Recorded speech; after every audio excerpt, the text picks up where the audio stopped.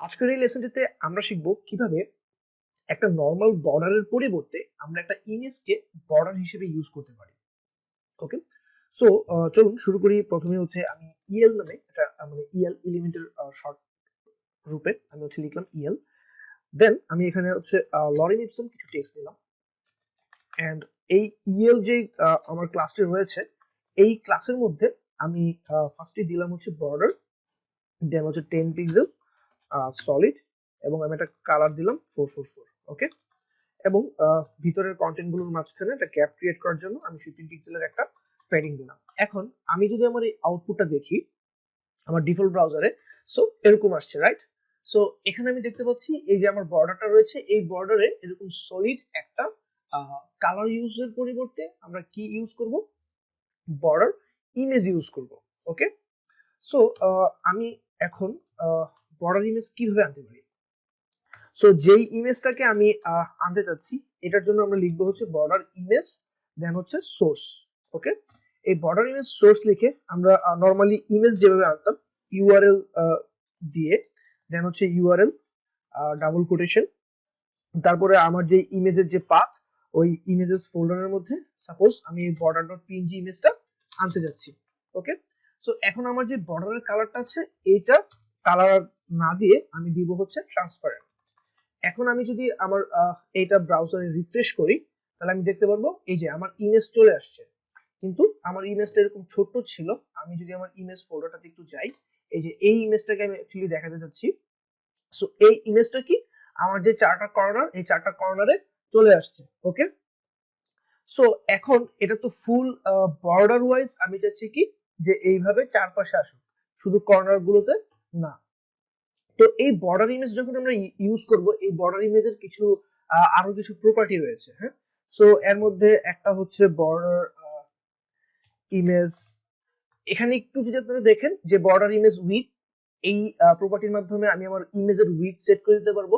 দেন image repeat, এই রিপিটের মাধ্যমে আমি হচ্ছে আমার ওই ইমেজটা রিপিট হবে কি হবে না, বা কেমন ভাবে রিপিট হবে না, এটা স্ট্রেচ হবে, হ্যাঁ মানে স্ট্রেচ হয়ে ওই ইমেজটা ফুল উইথ জুড়ে থাকবে, এই জিনিসগুলো আমি ডিফাইন করে দিতে পারি। ওকে, তারপর আসছে আমার বর্ডার ইমেজ স্লাইস। এই স্লাইসটা হচ্ছে কি করে? এই বর্ডার ইমেজ স্লাইসের কাজ হচ্ছে একটা, আমি যে ইমেজ নিচ্ছি এই ইমেজটাকে কোন পোর্শনে আমি স্লাইস করতে চাই, হ্যাঁ মানে কিভাবে স্লাইস করতে চাই বা কোন পোর্শন থেকে আমি স্লাইস করতে চাই, এই জিনিসটা ডিফাইন করে কি এই বর্ডার ইমেজ স্লাইস। তারপর আসছে হচ্ছে আমার বর্ডার ইমেজ আউটসেট। এই আউটসেটটা হচ্ছে কি আমাদের যে একটা ডিফল্ট এলিমেন্টের যে বর্ডার বক্স থাকে, এই বর্ডার বক্স থেকে এই বর্ডার ইমেজটা কতটুকু এরিয়া নিয়ে এক্সটেন্ড করতে পারবে, এই জিনিসটা আমরা ডিফাইন করি হচ্ছে বর্ডার ইমেজ আউটসেটের মাধ্যমে। ওকে, তাহলে আমার কি কি থাকছে? Source, then width, repeat, slice and outset. এই পাঁচটা হচ্ছে বর্ডার ইমেজের প্রপার্টি। ওকে, সো আমি প্রথমে এখানে বর্ডার ইমেজ সাপোজ হচ্ছে আমি দিলাম হচ্ছে স্লাইস। এই স্লাইসের ভ্যালু আমরা চাইলে হচ্ছে নাম্বার আকারে পাস করতে পারি, আবার আমরা যদি নাম্বার আকারে না দিয়ে পার্সেন্টেজ আকারে দিতে চাই তাহলে ওই পার্সেন্টেজ দিয়েও পাস করতে পারি। ওকে, সো এই বর্ডার ইমেজ স্লাইস নিয়ে আরো যদি কিছু বলি তাহলে হচ্ছে এই বর্ডার ইমেজ স্লাইসের একটু যদি আমি আমার এখানে কিছু ইউআরএল আগে থেকে ওপেন করে রেখেছি, এই বর্ডার ইমেজ স্লাইসের একটা আর্টিকেল আমি আপনাদেরকে একটু দেখাই। সো এখানে এই লিঙ্কটিতে গেলে আপনারা বর্ডার ইমেজ স্লাইস সম্পর্কে কিছু জিনিস জানতে পারবেন। যেমন একটা ইমেজকে এরকম টোটাল 9টা পোর্শনে ভাগ করা হয়, কর্নার 1, কর্নার 2, কর্নার 3, কর্নার 4, এবং edge 1, edge 2, edge 3, edge 4 and মাঝখানে যেটা থাকে সেটা হচ্ছে কি মাঝখানে যেটা থাকে সেটা হচ্ছে আমার মিডল পয়েন্ট। এই মিডল পয়েন্টের মধ্যে আমরা চাইলে হচ্ছে আমাদের এটাকে ট্রান্সপারেন্ট করতে পারি বা কালার রাখবো কি রাখবো না ওই জিনিসটা ডিফাইন করতে পারি। সো এই উপর থেকে এখানে যেটা এটা হচ্ছে টপ অফসেট, এই রাইট সাইড থেকে ভিতরের দিকে কতটুকু আছে এই লাইনটা, এটা হচ্ছে কি রাইট অফসেট। ঠিক অনুরূপ ভাবে bottom offset and left offset. So এরকম আমরা অফসেট ভ্যালু আমরা হচ্ছে পাস করতে পারি।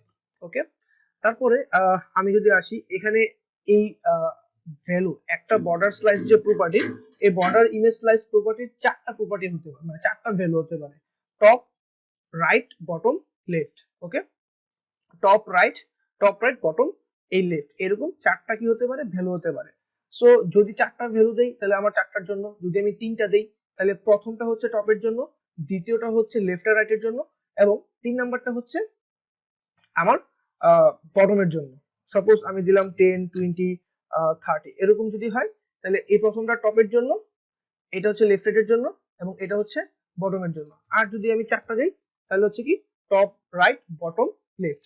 যদি দুইটা দেই, যদি কখনো দুইটা ভ্যালু পাস করা হয়, তাহলে প্রথমটা টপ আর বটম, পরেরটা হচ্ছে লেফট আর রাইটের জন্য। সো আমি আপাতত একটা ভ্যালু যদি দেই তাহলে এটা হচ্ছে চারটার জন্য থাকবে। ওকে, সো আমি বর্ডার স্লাইস দিলাম হচ্ছে 30, এন্ড বর্ডার স্লাইসের জন্য আমি সাজেস্ট করবো আপনারা এই আর্টিকেলটা একটু পড়বেন, কিভাবে হচ্ছে এই বর্ডার স্লাইস ফুললি কাজ করে। ঠিক আছে, এটা করবেন। এন্ড দেন হচ্ছে এইখানে আরেকটা লিংক দিচ্ছি, এই যে geeks4geeks.org, এখানে গিয়ে হচ্ছে এই বর্ডার ইমেজ স্লাইস প্রপার্টিটা নিয়ে একটু স্টাডি করবেন। ওকে, সো এখানেও এই একই জিনিসই বলা আছে, বাট আপনারা চাইলে এখানে এক্সাম্পল গুলো দেখতে পারেন। ওকে, সো আমি যদি এবার হচ্ছে আমার ওয়েবসাইটে মানে আমার কোডিং এ ফেরত আসি, সো এতটুকু করার পরে আমি যদি আমার এটার আউটপুটটা একটু দেখি, সো কিরকম আসছে একটু দেখি আমার আউটপুটটা। এই যে আমার আউটপুটটা কিন্তু এরকম চলে আসছে, রাইট? সো এখানে কি হচ্ছে, এখানে বাই ডিফল্ট ভাবে আমার যে বর্ডারের যে ইমেজের যে রিপিটেশন, যে বর্ডার ইমেজ রিপিট, হ্যাঁ এটা থাকে। আমি একটু লিখি বর্ডার ইমেজ রিপিট। ওকে, এই border image repeat by default ভাবে থাকে স্ট্রেচ। সো বাই ডিফল্ট ভাবে কি থাকে, স্ট্রেস। এই স্ট্রেস কি, ফুল ইমেজটা যদি ছোট হয় তারপরে সে কি করে, ফুল উইথ জুড়ে ইমেজটাকে স্ট্রেস করে, ফিল করে, এরিয়াটাকে ফিল করে।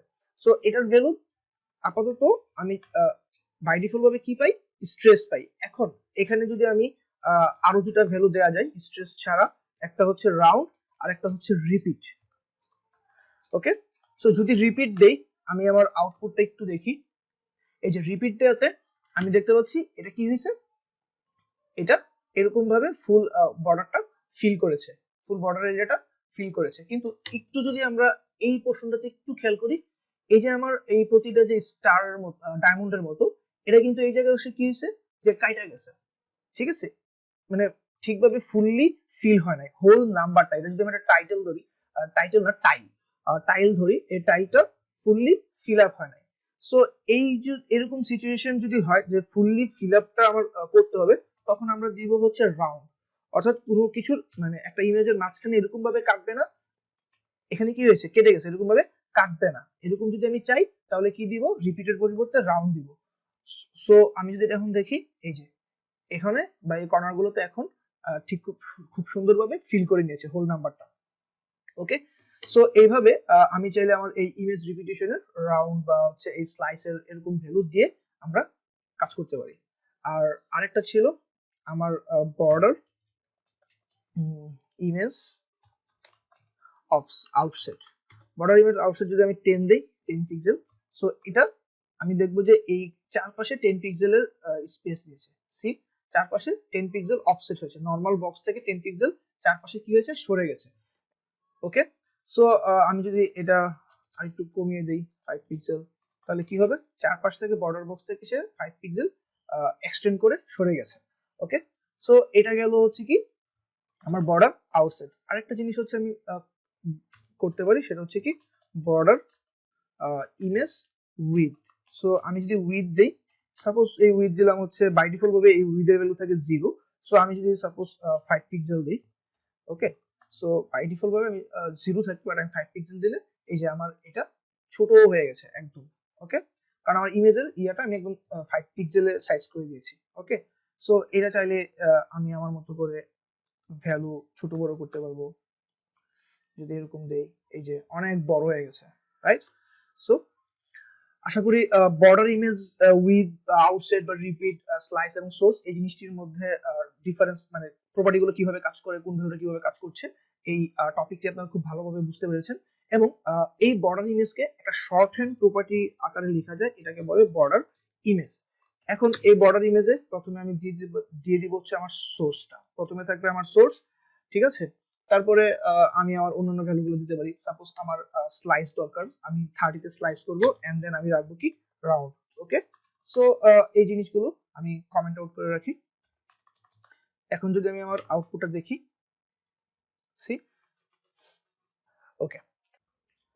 সো আপনারা যদি বর্ডার ইমেজ নিয়ে একটু ফুললি স্টাডি করতে চান, এই W3 স্কুলের এই রেফারেন্সটিও দেখতে পারেন। আমি এই কারণে ফার্স্টে তিনটা হচ্ছে রিসোর্সফুল যে লিঙ্কগুলো আছে রেফারেন্স লিঙ্ক হিসেবে আপনারা দেখতে পারেন, এগুলো ফার্স্টে ওপেন করে রেখেছিলাম। সো এখান থেকে এই বর্ডার ইমেজ আমি অ্যাকচুয়ালি W3 স্কুলের এই ইমেজটা দিয়ে আপনাদেরকে এক্সাম্পলটা দেখিয়েছি। সো এখান থেকে চাইলে আপনি এই ভ্যালুটা যেটা, এটা যদি চেঞ্জ করেন, এটা চেঞ্জের মাধ্যমে আরো কিছু আপনি আউটপুট দেখতে পারবেন।